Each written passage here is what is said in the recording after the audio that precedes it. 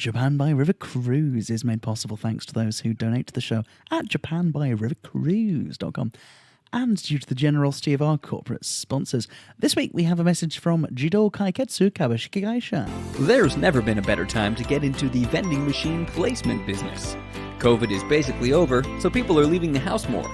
The weakened ozone layer is driving up demand for cold drinks, and we've bought more stock of Pocari Sweat than we know how to store, because we know that Olympians will want a lot of it. Ka-ching! Sure, you might be concerned that the sale of single-use plastic bottles might turn most modern consumers away from your very own automatic money generator, but don't worry. All Jido Kaiketsu vending machines come with persuasive new interactive display screens that will alert customers each time a new coal power plant opens up in China, and will happily show you exactly how many years ago it would have to be for your customers' individual conservation efforts to make any difference whatsoever. Plus, all of our plastic bottles are made extra large, which means that if they start showing up in fish stomachs, it's basically the fish's fault. So sign up with us today and make a little profit by becoming a little part of the problem. Because hey, it's already too late anyway.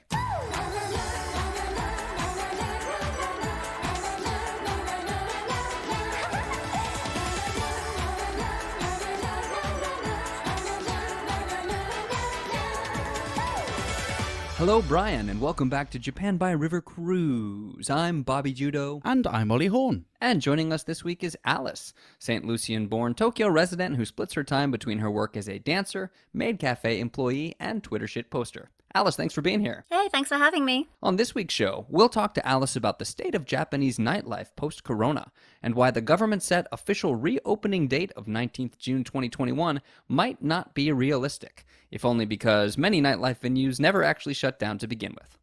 Plus, instead of Ollie's weekly River Cruise recommendation, he's got a special feature for us this time. Ollie? Yes, Bobby, given that our guest this week, Alice, was a Coyote Ugly dancer, I'll be looking back this week on the maiden and final voyage of the Coyote Ugly River Cruise in Fukuoka, reflecting on whether encouraging their signature table dancers to dance on the bow of the boat was inevitably going to lead to serious injury.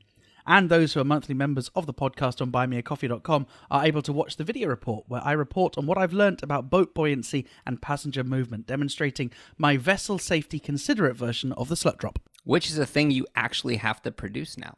Also, one lucky co-host just put down a $1,400 down payment on a used riverboat. Thanks, Uncle Joe! More on that later in the show, but first, Soap Talk.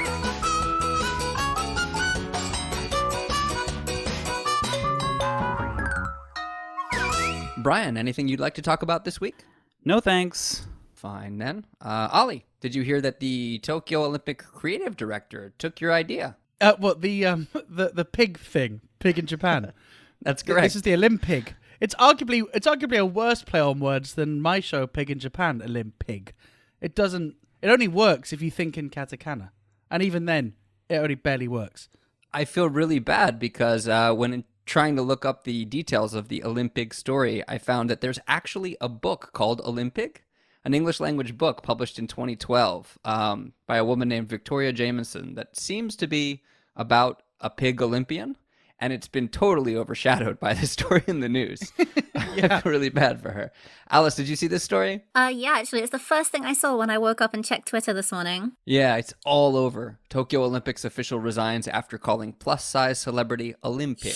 Okay, so he has resigned at least. That's changed, because before he didn't. So Naomi Watanabe she's one of the most famous comedians in Japan, isn't she? Japan, She's so recognizable. Yeah. She's on poster campaigns for loads of different brands, and she's Great she's plus dancer. size. Yeah, just full of energy, right? And hilarious, and funny, and expressive, and fantastic.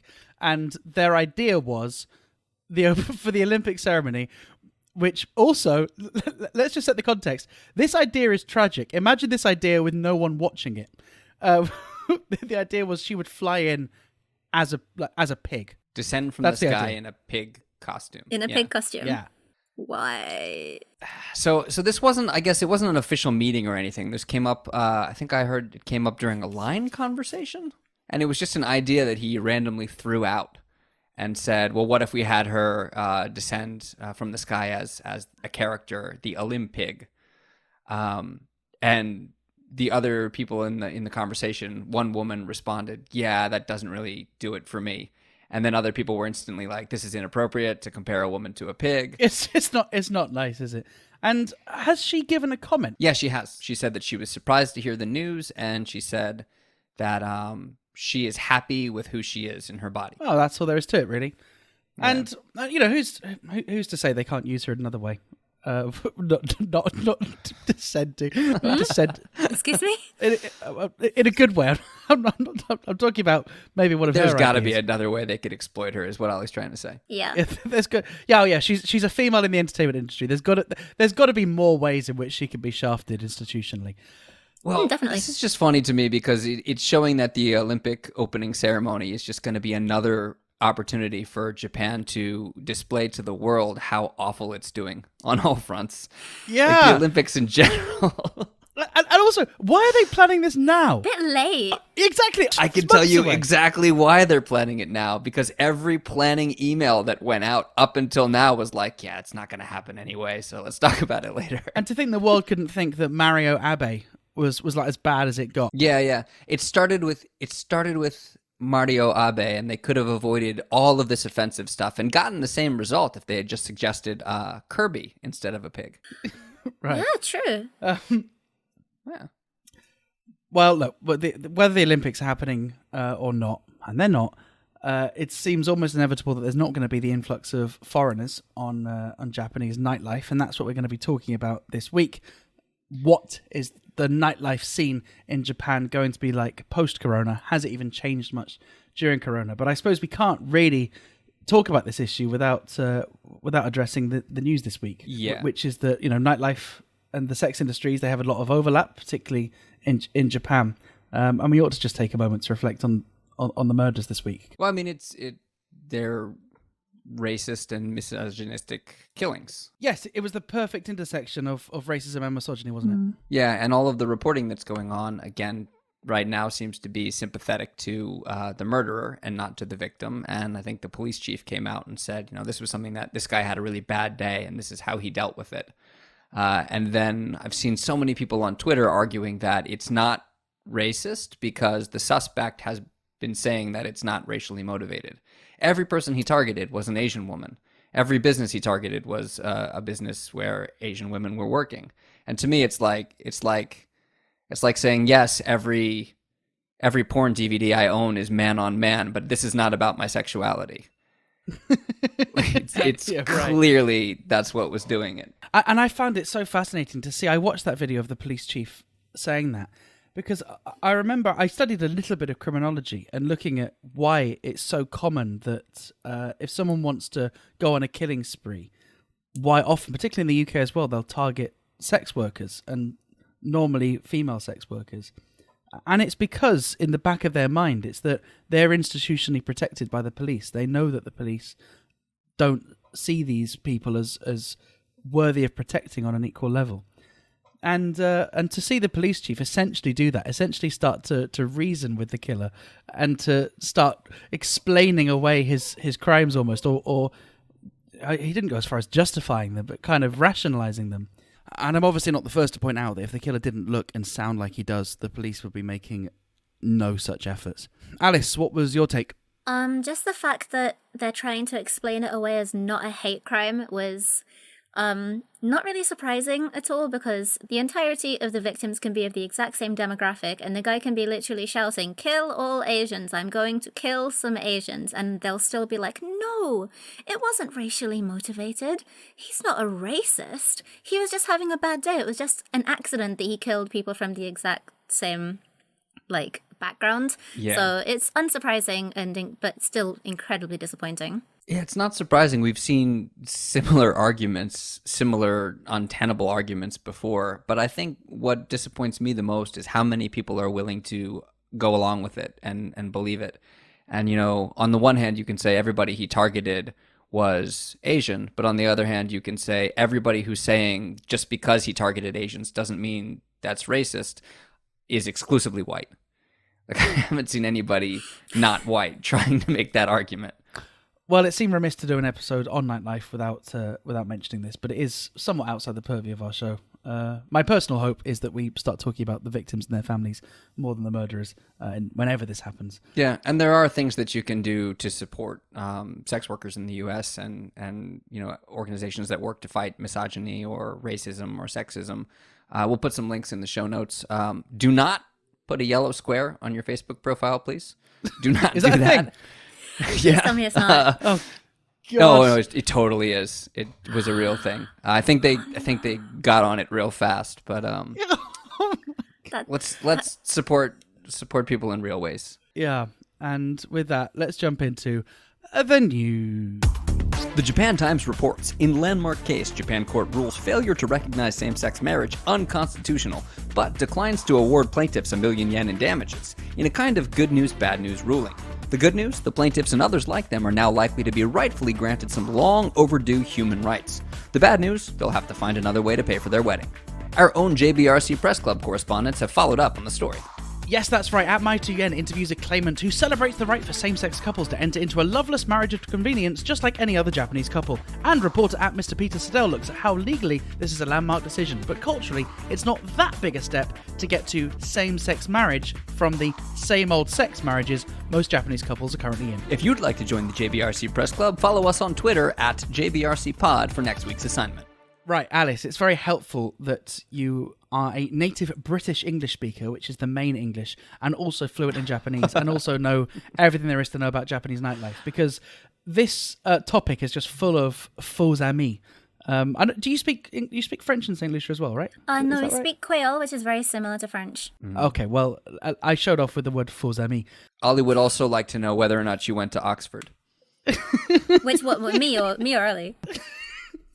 All that I wanted to say was, and it's taken me a long time to get there, is there are some words which are in Japanese that sound like we know what they mean, but they're not, right? Like, for example, you could see the word snack on the outside of a shop and think, a snack bar. That's nice. But actually, if you want to get snacks, you want to go 7-Eleven. If you want to speak to a lady in her 50s who treats you nicely. Actually, you can get, there are some 7-Elevens which have really nice cashiers. So not the clean distinction I thought it was. So Alice, can you give us a rundown? Okay, so first of all, we've got the regular girls bar, which, so there are girls behind the bar and they are paid to talk to you and you can buy them drinks. Mm-hmm. And then one step up from the girls bar is a hostess club. Hostess clubs, predominantly, you will buy your own bottle and you'll drink from the same bottle every time you go. And there will be girls who are now allowed to sit next to you. They're not behind the bar. They can sit next to you and you can buy them drinks, and basically it's very expensive. Then a step up from that again is kyabakura, where it's very, very similar to a hostess club in the way that a lot of us actually can't tell the difference, but generally you just buy individual drinks. You don't have to buy your own bottle, but you can definitely buy champagne, which will set you back a massive amount of yen. And again, the girls will sit next to you and they will talk to you. Another step up from that is the ichakyaba, or the sekukyaba, where there is a 5 minutes every maybe half hour, every hour or so, where the girls will get their titties out and sit on your lap and you can touch them.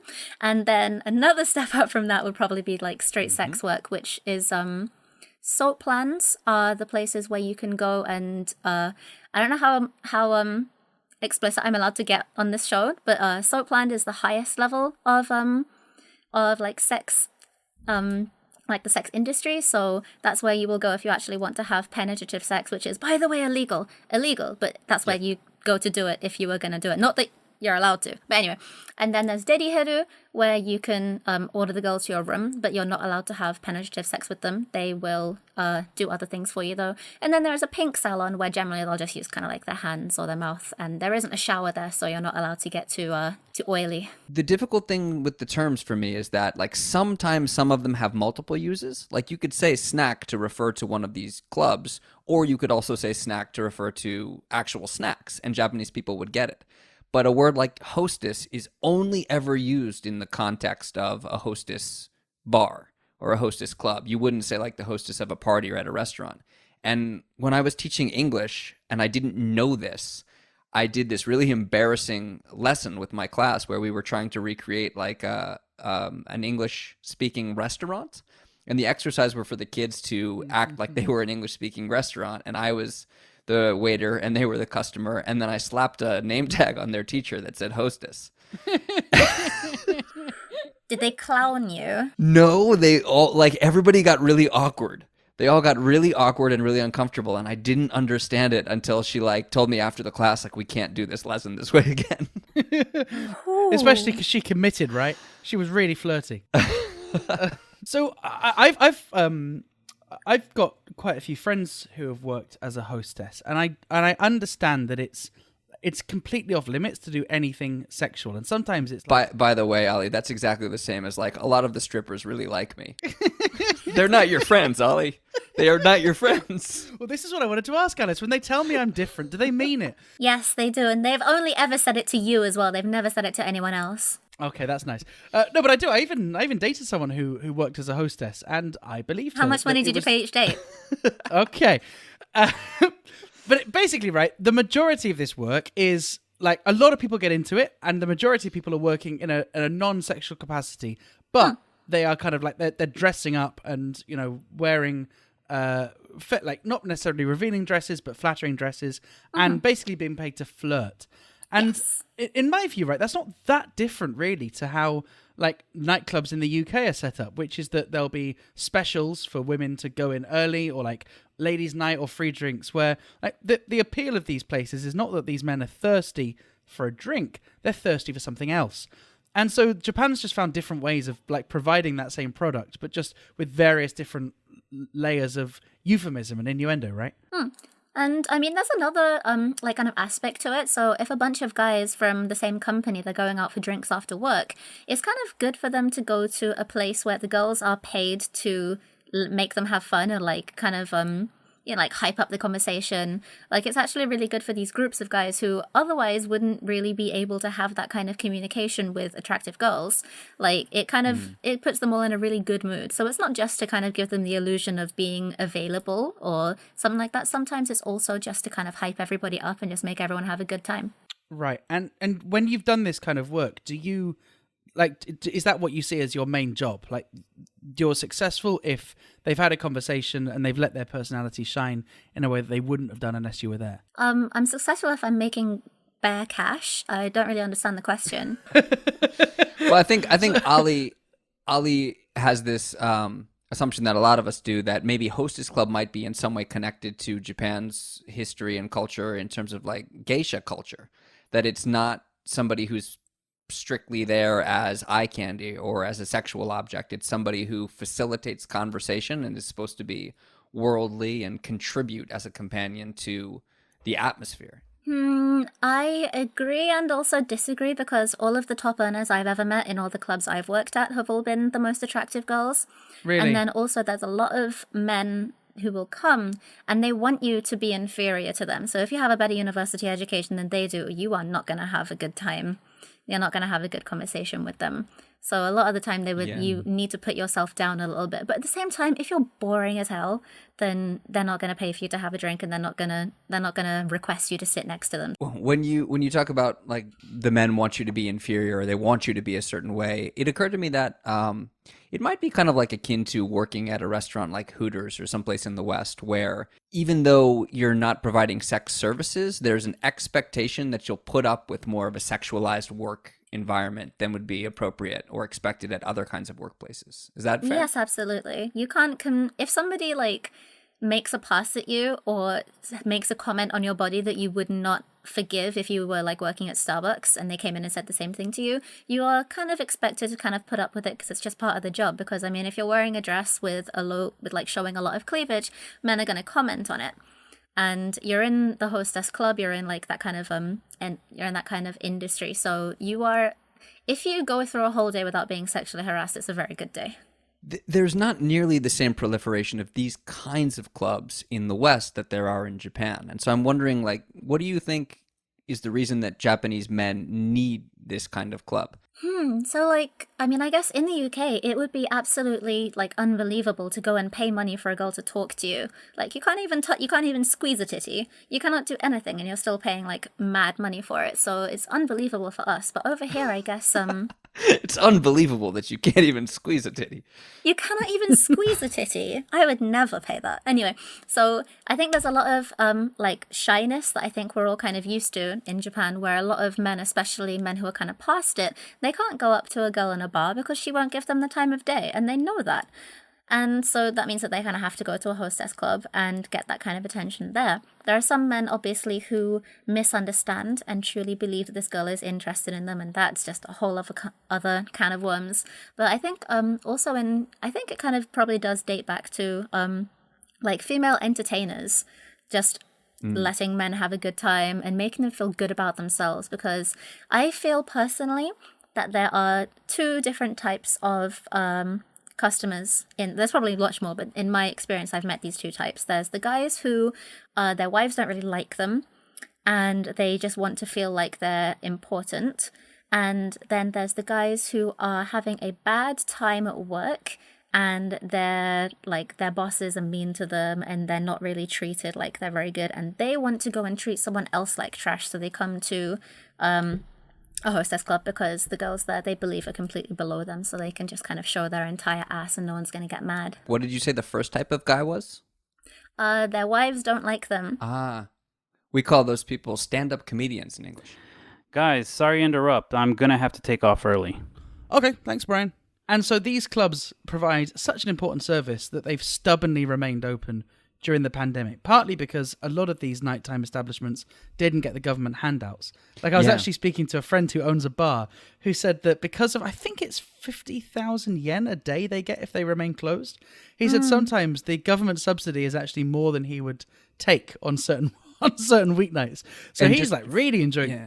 50,000 is like subsidies. $500. Yes, which for a small bar, you might not take that on a Tuesday night, right?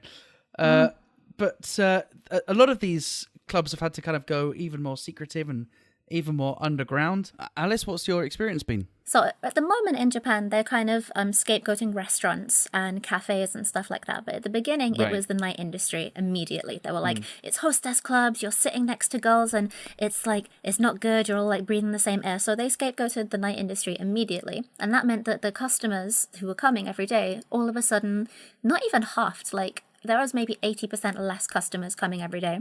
And the club that I was working at ended up completely going out of business due to that. So a lot of these clubs are still open by the skin of their teeth, honestly, because there are just not enough customers anymore. And now that everything has to close by 8, I went to a different place. I started working in a Japanese hostess club as the only foreigner, and they went out of business in December. I was only there for maybe 3 months. So a lot of them are staying open and kind of just going under the radar, and maybe they'll become members only, or they're just accepting their customers that they already know. But honestly, so many places have gone out of business completely, not because they're hiding from the government, but just because people aren't going anymore. They're too scared. Yeah, I remember all the blame that happened around these hostess clubs, and particularly hostess clubs and host clubs as well, as like nightlife spots, as super spreading spots. And I remember even when they had a new infection that they couldn't trace it, they reported all of these like untraceable cases of infection. The assumption was that they were untraceable because the person who was infected didn't want to admit to having been to a hostess club or to some kind of like sex work service.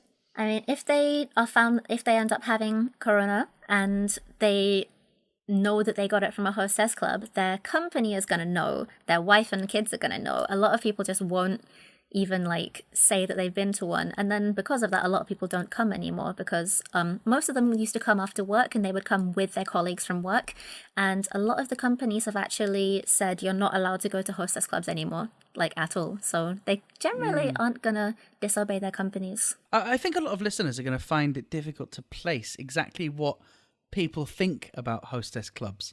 Certainly from a British point of view, is there any equivalent to a kind of place which, like, everyone knows that a lot of people go, and it's accepted?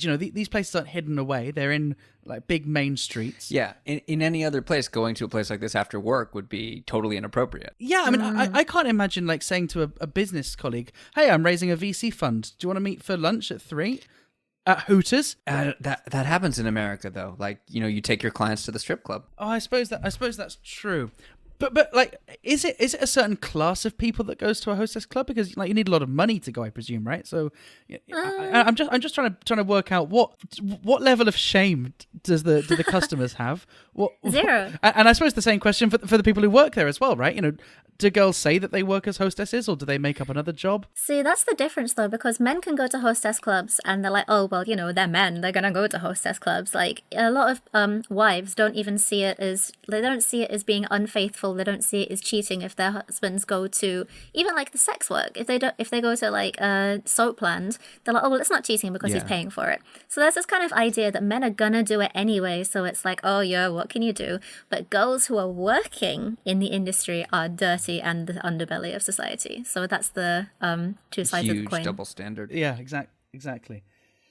And for someone like you as a non-Japanese person, I'm imagining that like you are a hot product. I imagine like they market you hard, and there's a niche because there can't be many people like you working in the industry. There are a lot of foreign hostess clubs. They're mostly they are mostly washed-up Eastern European ex-models who probably were very beautiful when they were in their 20s, but now they're not. So that's the main demographic. So when I was at my club, I was the only one under 25, and I was making a killing. Oh, also, what about Filipino pubs? Filipino pub is another term. Yes. Is it? Yeah, Filipino pub. There are just Filipino girls working there. I think they might have Showtime. I have no idea, though. I have no friends in that industry, and I've never been in one. We'll follow up on your problem with Filipino people later. Yeah, they're nice people. Also very good singers as well. What's not to love? So thinking about the future of this kind of industry, and inevitably it's going to bounce back, right? Plenty of places are still hanging on by their teeth, and you know all the people that aren't going presumably are still going to go when the curfew is lifted. Yeah, the demand is still there. Right. How do you imagine this industry evolving? Because it seems, particularly what you mentioned earlier about the kind of inbuilt misogyny, that this is predicated on a kind of power structure which a lot of people are trying to eradicate. This idea of kind of servitude, and you know, men are paying for women to behave in a certain way. Can you imagine this kind of work evolving in a way that it's more compatible with a modern Japan? No.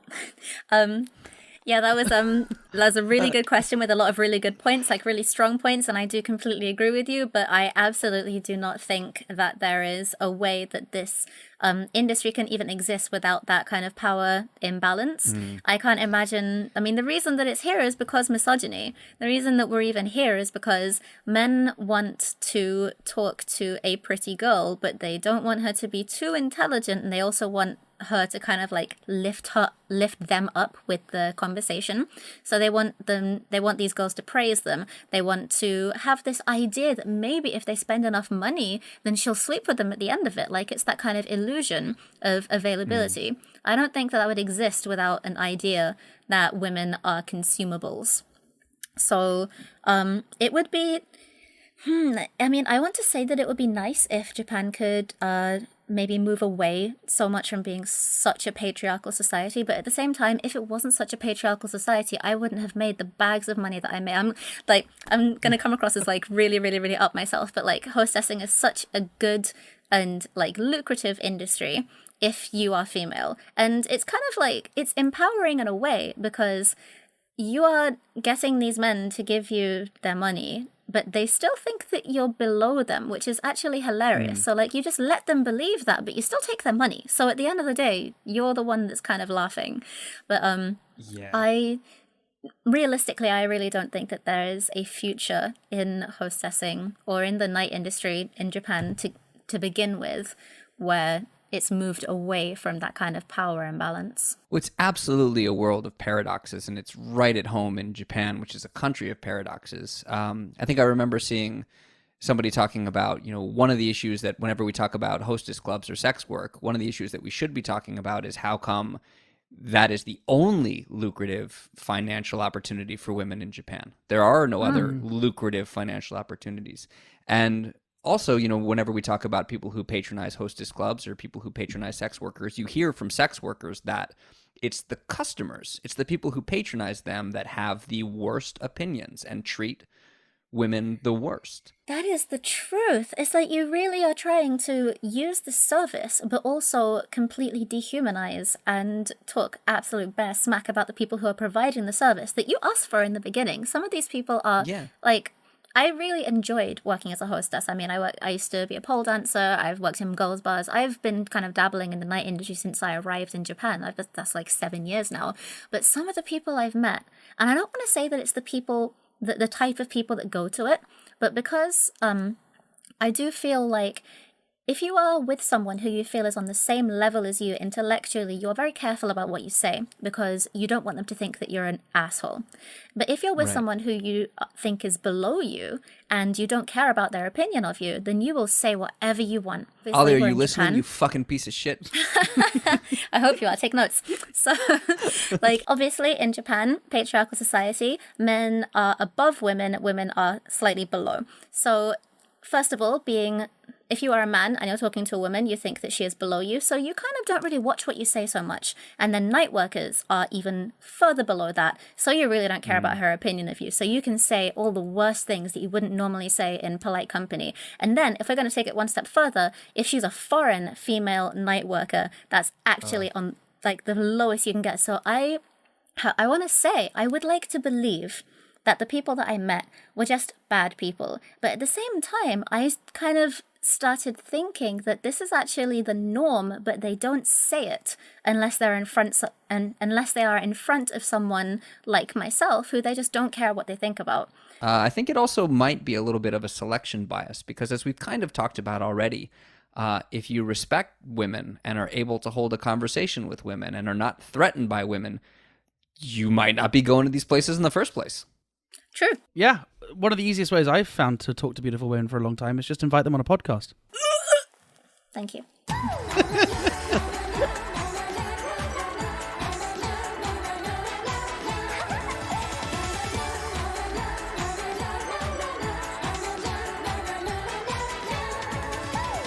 Hey, thanks very much for listening to this episode 76 of Japan by River Cruise. If you want to make sure you don't miss an episode, then make sure you follow us. Not subscribe. Apple have changed their word. It now sounds creepy. We release a new show every Friday, and we'd be glad to see you here each week. Thank you to our guest this week, Alice. Alice, I was going to recommend your Twitter, but I can't seem to pull it up. Yes, about that. So anyone who is not Bobby Judo, feel free to follow me on my Twitter for shitposts and memes, and maybe also my Instagram for occasional tit pics and just all-around headassery. Thank you. Thanks very much, and we will see you for more headassery here next week.